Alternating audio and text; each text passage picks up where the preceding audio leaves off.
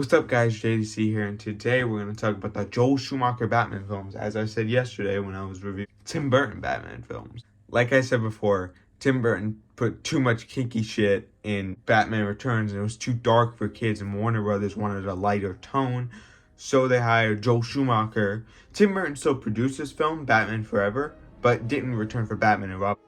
Anyway, let's dive into Batman Forever. First thing we gotta talk about is the set design. The set design looks fucking gorgeous in my opinion. It's the perfect Gotham for Joel Schumacher's Batman film. It is a totally different Gotham from Tim Burton's. Less gothic and more neon. And when I was 14, I got to take a picture in front of the Batmobile from Batman Forever. And this was also from Batman and Robin, what you're seeing on the Val Kilmer in this film plays Bruce Wayne / Batman, and honestly, I'll be honest, he doesn't do a bad job. I think Val Kilmer was a very underrated Bruce Wayne, and doesn't get the amount of respect that he deserves. Personally, one of my favorite portrayals of Bruce Wayne. He really wasn't bad. I mean, there are unnecessary things in Batman Forever, like the fucking bat nipples. I don't know why that was like a thing. I don't know who thought that was a good idea, but it's stupid. Makes the suit look bad, but the second suit he gets, the sonar suit, looks better in my opinion. Just because there's no nipples on it, and I do like the big bat logo. And the Robin suit looks good too. With Chris O'Donnell's a pretty good Robin, and the Robin suit looks good too, but if you take out the fucking bat nipples, it looks fine. I don't know why there are nipples on the suit. Jim Carrey's Riddler is very iconic. Maybe not as good as Paul Dano's in my opinion. I do prefer the darker Paul Dano take on the Riddler. But Jim Carrey's Riddler will always hold a special place in my heart, especially because it's so iconic. This is the Riddler of my childhood. Tommy Lee Jones' Two-Face at times just feels like, is it good? It's fine. At best, it's fine. Tommy Lee Jones' Two-Face. Nowhere near as good as Aaron Eckhart's, but still a fine interpretation of Two-Face. But it feels like he's just trying to be crazier than Jim Carrey. You're counting on a winged Avenger to deliver you from evil. So overall, it's an okay Two-Face, but not the best Two-Face. Now we're on Joel Schumacher's Batman Forever. No, people are going to hate me if I said I actually like this film. I do. I'm sorry. I like Batman Forever.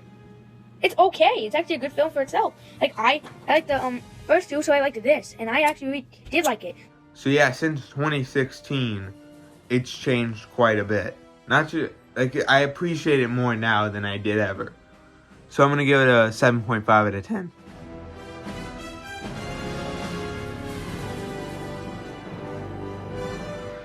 Now on this piece of shit that's known as Batman and Robin. Because holy fuck. Like, this movie is a pile of shit. One of the best, worst movies I've ever seen. But definitely a pile of shit.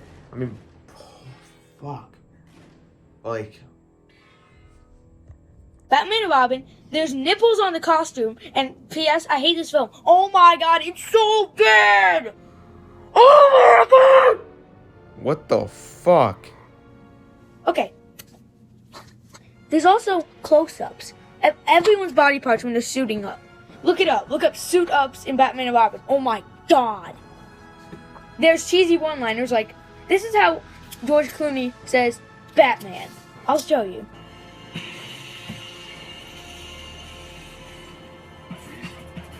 Don't get me started on the bad credit card.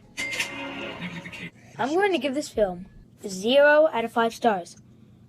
Oh my god. What about Mr. Freeze's puns? Now, It's not good. It's really not good. I mean, it's so bad to the point where it's embarrassing. It doesn't even feel like a sequel to Batman Forever. It really feels so different, despite the fact that it has like the same tone. But despite the fact that this is a shit film, it's so enjoyable because of how shitty it truly is. Such an easy film to make fun of that you can just sit back and just laugh at how dumb it is. Now, Robin's suit looks pretty good, of course, if you take out the nipples. And it looks like Robin's New 52 outfit. And much like Batman Forever, the set design is incredible in this film. I have no fucking clue as to why Batgirl is Alfred's niece instead of, I don't know, Barbara Gordon, but for some fucking reason she is. This film is a piece of shit. 2 out of 10. But despite the fact that it's a piece of shit, it's still fun to watch, and it's still enjoyable just to shit on it. But I will admit, Joel Schumacher apologizing shows how much he truly cared. Everybody watching this that let's say, loved Batman Forever and went into Batman and Robin with great anticipation, if I disappointed them in any way, then I really want to apologize, because it wasn't my intention. My intention was just to entertain them. So, I respect you for that, Joe, and I miss you very much. I really do.